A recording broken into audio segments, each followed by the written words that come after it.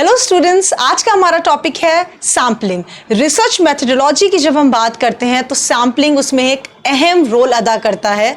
तो आज हम जानेंगे सैम्पलिंग कितने टाइप्स की होती है, क्या टेक्निक्स होती हैं और कैसे हम इसे यूज़ करते हैं। एक रिसर्चर सैम्पलिंग कैसे यूज़ करता है और उससे रिलेटेड जितनी भी टर्मिनोलॉजी है जो कि एग्जाम्स में पूछी जाती है, तो उसके बारे में आज हम चर्चा करेंगे। तो सबसे पहली जो टर्मिनोलॉजी है हमको जानना ज़रूरी है कि पॉपुलेशन को यूनिवर्स भी कहते हैं। तो ये क्या होता है? पॉपुलेशन होता है in research terminology, the population can be explained as a comprehensive group of individuals, institutions, objects and so forth with have a common characteristics that are the interest of a researcher। कोई भी ऐसी population जिसका characteristics common हो, और entire population की जब हम बात करते हैं उसको हम universe कहते हैं या फिर population कहते हैं। तो population यानी होल की हम बात कर रहे हैं और उसमें से जो हम छोटा पार्ट निकालते हैं उसे हम कहते हैं sample. Any value which is identified or measured from the characteristics of entire population can be called as parameter। Parameter क्या होता है? जो कि जो पॉपुलेशन है उसकी कैरेक्टरिस्टिक्स को या उसको डिफाइन करता है पूरी तरह से, उसे हम कहते हैं पैरामीटर। आप इस ग्राफ में, इस फिगर में देख रहे होंगे कि बहुत सारे लोग हैं। तो ये क्या है? पॉपुलेशन है। पॉपुलेशन इंडिविजुअल्स भी हो सकते हैं, इंस्टीट्यूशन भी हो सकते हैं, कुछ ऑब्जेक्ट भी हो सकते हैं। जिस पे रिसर्चर को रिसर्च करना है उसकी पूरी पॉपुलेशन यानी पूरा होल पॉपुलेशन की बात कर रहे हैं।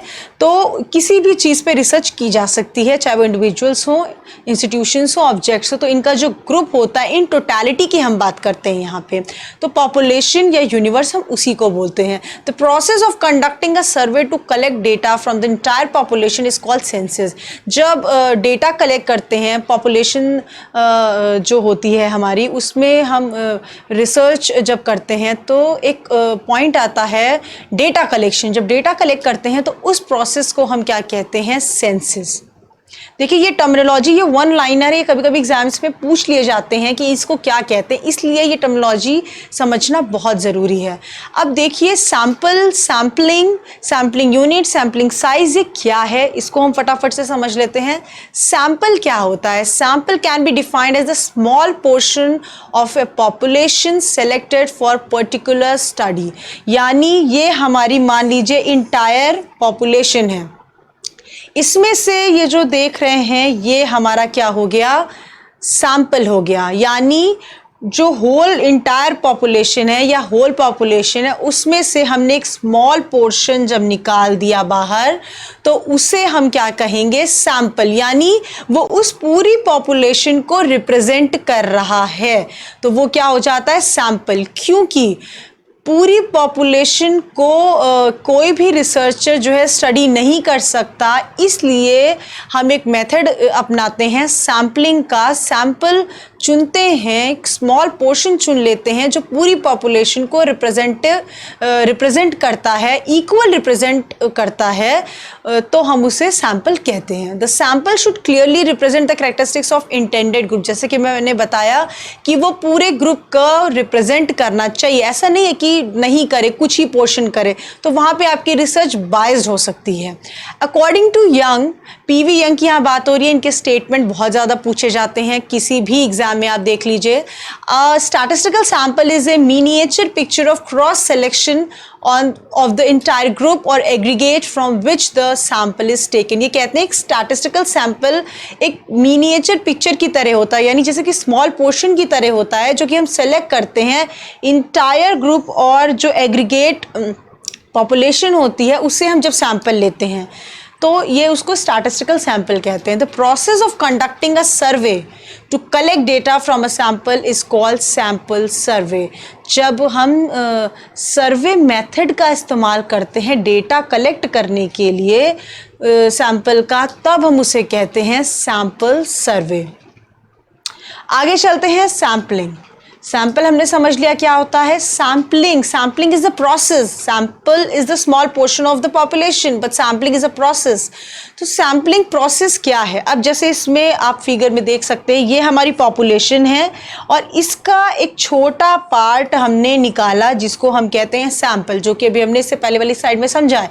द प्रोसेस ऑफ सिलेक्शन और the drawing of the accurate representation of a unit, group और sample from a population of interest is called sampling. ये एक ऐसा प्रोसेस है जो रिसर्चर कब करता है, जब उसको किसी टॉपिक पे रिसर्च करनी होती है और सैम्पलिंग रिसर्च मेथडोलॉजी एक पॉइंट आता है, तो उसमें सैम्पलिंग जब वो यूज़ करता है तो पूरी पॉपुलेशन उसके पास होती है, लेकिन वो पूरी पॉपुलेशन को नहीं पढ़ सकता और अपने रिसर्च के नेचर के अकॉर्डिंग वो पॉपुलेशन डिसाइड करता है कि किस पॉपुलेशन को हम लेंगे और उसमें से हम क्या सैंपल लेंगे। तो फिर उसके बाद वो सैंपल वहाँ से निकालता है, लेकिन वो सैंपल जो है पूरी पॉपुलेशन यानी इंटायर पॉपुलेशन को रिप्रेजेंट करना चाहिए। ये एक बहुत कंपलसरी पॉइंट है कि वो रिप्रेजेंटेशन होना ही चाहिए, अदरवाइज आपकी रिसर्च जो है वो बायस हो जाएगी, वो रिप्रेजेंट करेगा ही नहीं, तो वो सैम्पलिंग जो है वो प्रॉपर सैम्पलिंग नहीं कहलाएगी। Sampling can be done through various sampling techniques in accordings with the nature of the sample as well as the subject matter of the study.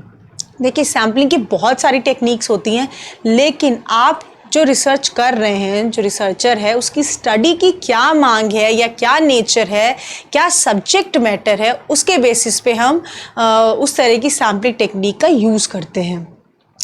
आगे बढ़ते हैं। सैम्पलिंग यूनिट, ईच इंडिविजुअल और case that constitutes a sample is called a sampling unit और sample element. किसी भी sampling process में जब हम सैंपल कलेक्ट करते हैं तो सैंपल में सैंपल यूनिट क्या होता है, हर एक जो इंडिविजुअल होता है उसको हम कहते हैं सैम्पलिंग यूनिट। ठीक है, तो ये जैसे आप देख सकते हैं कि ये है पॉपुलेशन, ये हो गया सैंपल और ये हो गया सैम्पलिंग यूनिट। हर एक जो इंडिविजुअल इसमें होगा वो हमारी सैम्पलिंग यूनिट कहलाएगा। ठीक है, कि ये हर एक बंदा यहाँ पे एक सैम्पलिंग यूनिट है, चाहे वो इंडिविजुअल हो चाहे वो कोई केस की हम बात करें।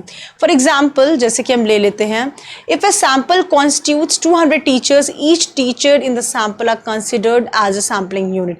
जैसे कि हम किसी स्कूल में सर्वे करना चाह रहे हैं और बहुत 200 टीचर हमारे पास हैं, उसमें से हमने सैंपल कलेक्ट किया मान लीजिए 50 का, तो वो जो 50 सैंपल में जितने भी लोग होंगे, जितनी भी टीचर्स होंगी, वो हर एक टीचर सैम्पलिंग यूनिट कहलाएगी। ठीक है, उसके आगे हम चलते हैं सैम्पलिंग फ्रेम। अब सैम्पलिंग फ्रेम क्या होता है? सैम्पलिंग फ्रेम एक ऐसी लिस्ट होती है, जो भी रिसर्चर स्टडी करने जा रहा है उसकी प्रॉपर एक लिस्ट होती है जिसको हम सैम्पलिंग फ्रेम कहते हैं। जैसे कि हाउस होल्ड की लिस्ट हो सकती है, स्टूडेंट की लिस्ट हो सकती है, टीचर की लिस्ट हो सकती है, प्रिंसिपल की लिस्ट हो सकती है। जैसे कि मैं अपना एक एग्जाम्पल ले लेती हूँ, मेरा PhD रहा है work challenges of Asha workers in Lucknow district.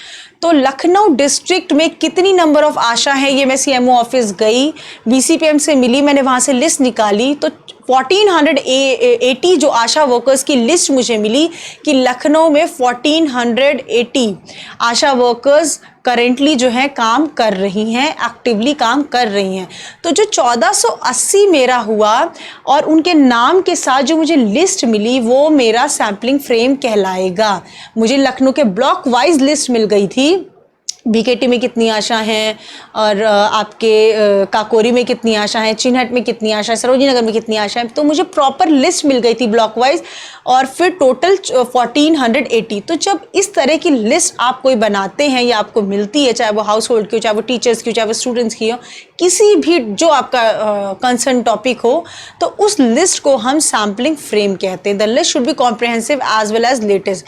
लेकिन ये लिस्ट जो है अपडेटेड होनी चाहिए, ऐसा नहीं कि आप बहुत पुरानी लिस्ट लेके आ रहे हैं, क्योंकि वो फिर बायस्ड हो सकती है और वो आपकी रिसर्च ऑथेंटिक नहीं मानी जाएगी।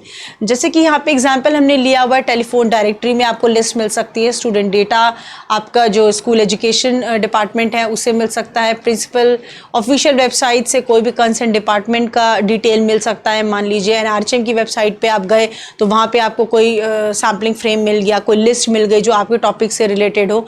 तो इस तरह से कोई भी लिस्ट जब हम यूज़ करते हैं उसको हम सैम्पलिंग फ्रेम कहते हैं। सैम्पल साइज का कोई हार्ड एंड फास्ट रूल नहीं होता है। सैम्पल साइज क्या होता है, जब पॉपुलेशन में से आप कितना साइज ले रहे हैं, आपका सैम्पल साइज क्या होगा। तो a name indicate sample size is the total number of sample selected for the study. जो टोटल नंबर ऑफ सैम्पल होते हैं किसी भी स्टडी के लिए, उसको हम सैम्पल साइज कहते हैं। For example, it is the number of teachers, students और stake holders from a research intended to collect information regarding his research questions. Number of teachers हो सकते हैं, स्टूडेंट्स हो सकते हैं, प्रिंसिपल्स हो सकते हैं, कोई भी हो सकता है। कोई भी सैम्पल साइज आपका हो सकता है। जैसे मेरे केस में मेरी सैम्पल साइज जो थे वो क्या था, 300 आशा वर्कर्स थी। तो यहाँ पे जो 300 आशा वर्कर्स है वो मेरा सैम्पल साइज हो गया। There is no notion about the minimum और maximum number of sample, instead the sample size should be optimum. कोई भी यहाँ पे हार्ड एंड फास्ट रूल नहीं है कि आप कितनी आशा लेंगे। जैसे मैंने 300 आशा ली, आप 400 भी ले सकते हैं, 500 भी ले सकते हैं। तो कोई हार्ड एंड फास्ट रूल नहीं है कि कितनी होनी चाहिए सैम्पल साइज। ये आपकी स्टडी पे टोटली डिपेंड करता है, नेचर ऑफ स्टडी पे डिपेंड करता है। और लेकिन सैम्पल साइज जो है वो इक्वली रिप्रेजेंट करना चाहिए इंटायर पॉपुलेशन को, ये हमें ज़रूर ध्यान में रखना है। Usually the sample size is denoted by the letter N.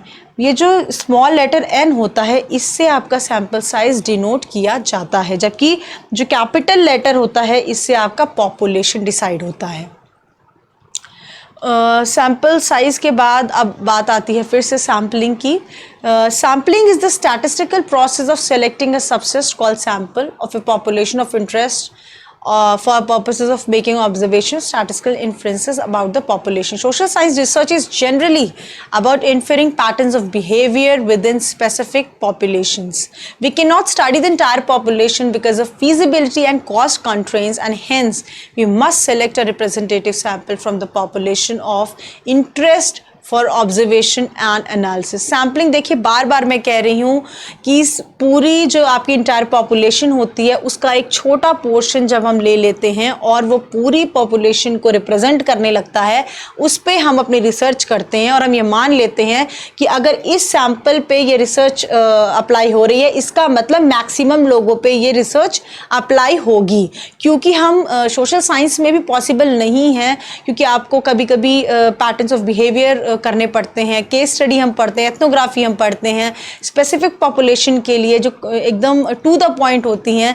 तो जब आप पैटर्न्स ऑफ बिहेवियर किसी के जानने लगते हैं, या सोशल साइंस में रिसर्च करना थोड़ा सा डेप्थ रिसर्च होती है कभी कभी, तो इसके लिए आप पूरी पॉपुलेशन को नहीं पढ़ सकते हैं, और प्लस वो फिजिबल भी नहीं होती है और कॉस्ट इफ़ेक्टिव नहीं होती है, एक्सपेंसिव हो जाती है। तो वो एक रिसर्चर के बस में नहीं है। इसलिए हम एक सैम्पल चुनते हैं जो कि रिप्रेजेंटेटिव होता है, फिर उसका ऑब्जर्वेशन हम लेते हैं, डेटा कलेक्ट करते हैं और फिर हम एनालिसिस करते हैं उसका।